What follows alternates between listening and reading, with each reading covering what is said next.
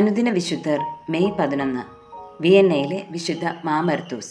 461 ആണ്ടിൽ ഫ്രാൻസിലെ വിയന്നയിലെ ആർച്ച് ബിഷപ്പായിരുന്നു വിശുദ്ധ മാമർത്തൂസ്. മതേതരവും ദൈവശാസ്ത്രപരവുമായ അറിവുകൾക്ക് അദ്ദേഹം പ്രശസ്തനായിരുന്നു.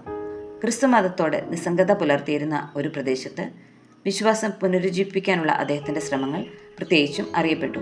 അദ്ദേഹം തൻ്റെ പ്രദേശത്ത് നിന്ന് അപ്രത്യക്ഷമായ ഒരു പാരമ്പര്യമായ റൊഗേഷ്യൻ ഘോഷയാത്രകൾ പുനരാരംഭിച്ചു. സ്വർഗാരോഹണ ദിനത്തിനു മുമ്പുള്ള ദിവസങ്ങളിൽ വിളകൾക്ക് ദൈവത്തിൻ്റെ അനുഗ്രഹവും പ്രകൃതി ദുരന്തങ്ങളിൽ നിന്നുള്ള സംരക്ഷണവും തേടി നടത്തിയിരുന്ന പ്രാർത്ഥനാപൂർവമായ ഘോഷയാത്രകളായിരുന്നു റൊഗേഷ്യൻ ഘോഷയാത്രകൾ. ഒരു ഈസ്റ്റർ രാത്രിയിൽ വിയന്ന നഗരത്തെ നശിപ്പിച്ച തീപിടുത്തം തൻ്റെ തീക്ഷ്ണമായ പ്രാർത്ഥനയിലൂടെ മാമർത്തൂസ് നിർത്തി. വ്യക്തിപരമായ പരിവർത്തനത്തിനും വിശ്വാസികളെ പാപത്തിൽ നിന്ന് മറികടക്കാനും സദ്ഗുണങ്ങൾ വികസിപ്പിക്കാനും ദൈവസ്നേഹത്തെ പ്രതിഫലിപ്പിക്കുന്ന ഒരു ജീവിതം നയിക്കാനും പ്രാർത്ഥന നമ്മെ സഹായിക്കുമെന്ന് വിശുദ്ധൻ തൻ്റെ ജീവിതത്തിലൂടെ നമുക്ക് കാണിച്ചു തന്നു.